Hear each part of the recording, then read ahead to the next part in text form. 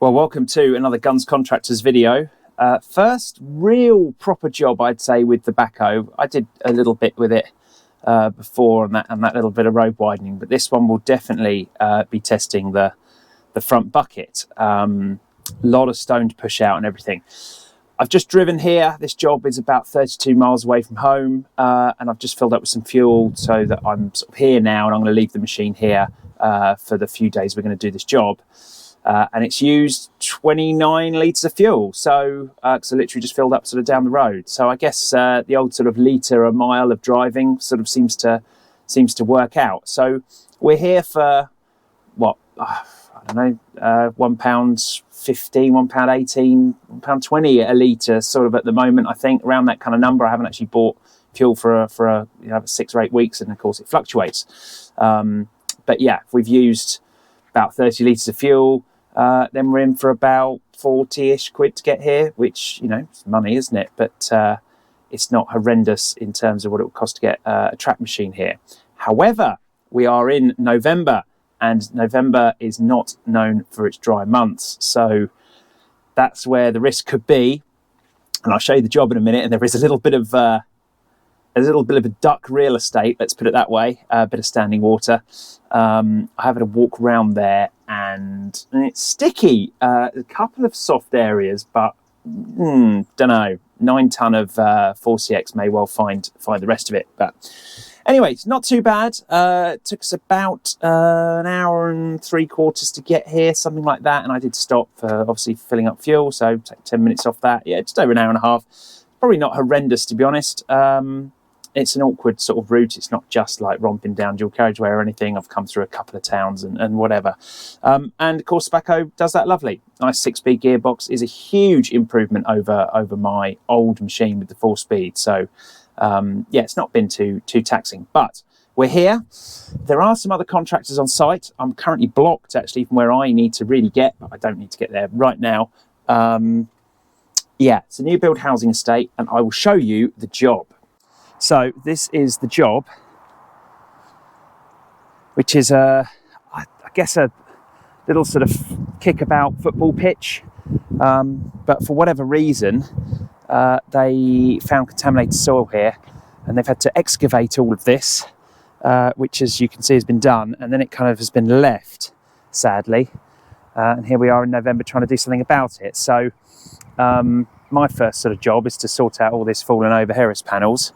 We've got a big log over there and some old goals to move, and yeah, we've got to basically build this ground up. There's several layers of gear that's going to go in here. We've got a drainage layer that's going in first, which I'm hoping, to be honest, is going to save me, because it looks like, at least when the 13-tonner came out of here, because that's the sort of size of track pads here, it looks like it's been in here. It looks pretty soft over there, doesn't it? So I have had a walk, but walking and driving are very different things, aren't they? I guess we're going to find out. I'm hoping that stone layer, we've got a layer of this special orange terram to go down, which is like a kind of warning contaminated area thing. Then the terram, then the stone, then another layer of terram, and then we start putting subsoil and topsoil, which is coming from another site. All of this stuff's been tested, and that is the job we're going to do. Now, should be ultimate 4CX work. Front bucket, we can tip them up, literally thinking we can bring the wagons in here, tip them up, and I'll just build my way in the job as such, try and keep myself out of this claggy kind of material here. But let's see. The greatest ideas are what they are. Anyway, I bought the 4CX for a bit more off-road work, and I don't think she's going to look that clean for that long. But there you go. It's got to earn some money, isn't it? Anyway, first I've got to sort out all this blown over Harris fencing, because that's in the way anyway, and I've got no lorries of stone here, or terram. That's also due. So terram is hopefully coming with my lift home tonight. So yeah, I've got my laser with me. I've got the laser pole, obviously, on the 4CX. I've got the laser receiver for the front bucket. So we're going to see just how well that works in real applications, because I should be able to just literally build my layers up, set my front bucket, build myself a pad, set my front bucket to the right level, and then just blade it out, sort of on my own. But yeah, when you're doing this work, it's always good to have a second person about for various reasons, and backing lorries in and all that sort of stuff. So I should have someone helping me for most of this job, but let's see. I am subbed into this. This isn't one of my projects, so we'll see. Anyway, Harris fencing. It's got to be uprighted. It doesn't look right there, does it?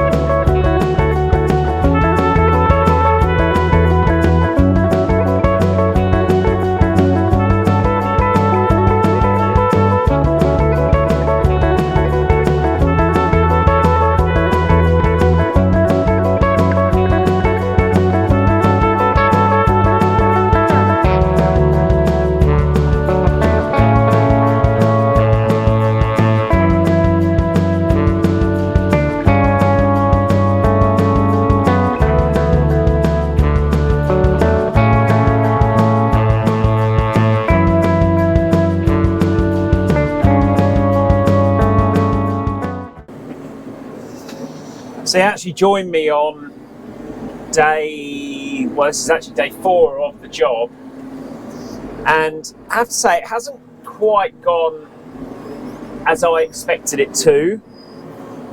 There's been a few reasons for that, most of which are outside of my control. So one is that basically the delivery of the material that I need to spread has been really slow. So it's not been the most interesting thing to film, and that is one of the reasons why I haven't actually captured an awful lot from sort of outside of the cab and things, because it's been a bit of a slow job, to be honest.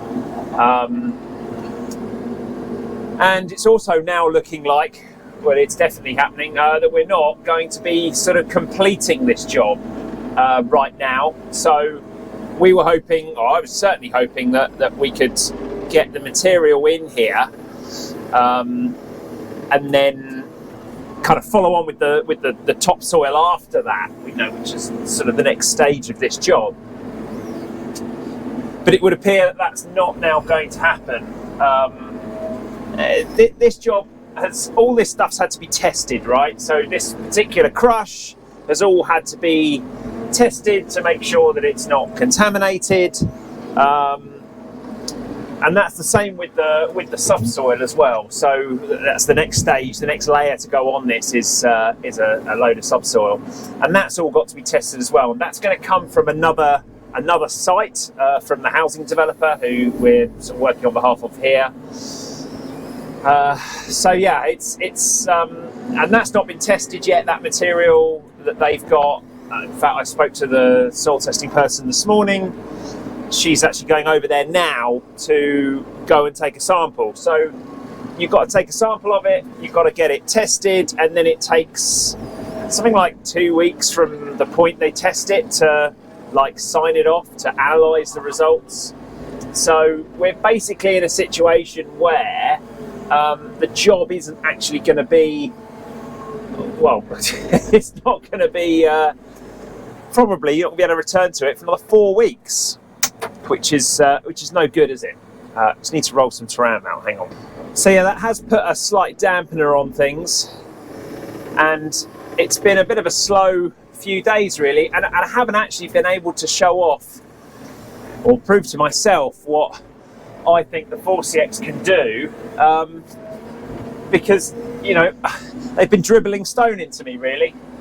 And the usual thing as well, it all turns up at sort of 3:30 in the afternoon, and you've had one lorry on turnaround all day up to that point, and then suddenly at 3:30 in the afternoon they want to fire in another 4 loads, and you think, great, I'm stuffed. This job is it's not perfect in that I'm having to have the material tipped here, and then we're bringing it in with the bucket. Obviously, I mean, productivity-wise, this thing would be an absolute beast from the way that it pushes into the pile. You can get a decent bucket every time. I think, well, when I started, I pushed the 20 tons into the job. I mean, it just pushed. My old 3CX used to kind of try and ride over the material, especially when you've got the bucket open and you're trying to sort of grade it. It had this tendency to kind of ride over, particularly lumpier stuff like this crushed concrete here. But this 4CX, it pushes much more like a drop does, in a way, where you set that bucket to a level and it just pushes through it. There seems to be a lot more traction, and yeah, a lot more pushing power, really. I don't know if it's power, because I mean, on the specs, you've got exactly the same power that you always had. But what you, of course, gain with the 4CX, I guess, is probably more traction. I think you gain more traction, and you gain a lot more weight as well, which of course helps ultimately with traction. So those two things, even though they're only a ton more than a 3CX, it does seem to be markedly different in how it pushes out. If you could tip stone on the job, like next to the job, on the sort of the edge where you're working, and you didn't have to double handle it like I'm doing, you could easily push out north of 500 ton. I mean, yeah, really easily. It's an absolute beast for it. So yeah, real weapon of a thing, and that's been great. But I haven't been able to show that as I had hoped. So it's just how it goes. It's now looking like we're going to have to sort of abandon the job as it is, because we haven't got any more stone that's ready for us and that's tested. So we're actually going to be, I reckon we're, I don't know, 7-8 loads short of where we want to be, and obviously that's no good either. So yeah, it's just jobs just don't quite work out, do they, as you had thought. And if I'm honest, there's so many soft spots here. You can tell the back axle just dived down into one there. This job really is going to become a track machine job. The further into December it's going to be, which of course it will be. It's gonna easily become a Jesus. Look at that. That is a monster hole I'm in now. Not ideal. And of course all that does is punch us through the Taram. So it's been pretty good, to be honest, up to this point. I've done well to get away with it, but yeah, that's if you're going to find a soft spot, these backhoes will definitely find them. So there you go. Bit annoying. What's mostly annoying, of course, is that I was hoping to be here next week as well, and now it looks like I can't be here next week, so we're going to have to do it. Yeah, we have to do it another time. Don't know when that's going to be. And I don't really now know what I'm going to do next week. I'm going to have to swing things around. As always, the diary is the hardest thing to sort of work out when you're self-employed and you're doing things. And you start a job with all good intents and purposes to do it at the time. But there you go. These things just don't quite work out like that sometimes. Anyway, that's been the video. Can't really. It's been so many videos I've started and stopped, and I couldn't film or couldn't finish filming, and I didn't ever release them. And I just thought, you know what? It's reality, isn't it? This is how jobs go. Not all of them go quite to plan. This would have been lovely if we'd have done it in the summer, but then we probably would have still had the problem with the soil testing. So sometimes things are just outside of your control. Yeah, but you know, there will be another job to really prove it on. I've been playing around with the laser grader on the pole in the front. That's actually quite useful. Tricky with that soft ground, because as soon as my machine dips, obviously it throws the calibration, or the level out, really, because the machine dips like that and the bucket's then at the wrong level. But if you were working on sort of harder ground, the areas here that are a lot harder, it's been really, really good for getting the trim, because I am on my own here, so you know, anything you can do to make your life easier is a real bonus. So that's worked well. It's got a couple of things that are a little bit tricky with it. Setting it up and things isn't the easiest, but I'll do another video on how I set this up and played with it. So yeah, anyway, I'll stop boring everyone, and that's been my job for the week. Yeah, got to find something to do next week now.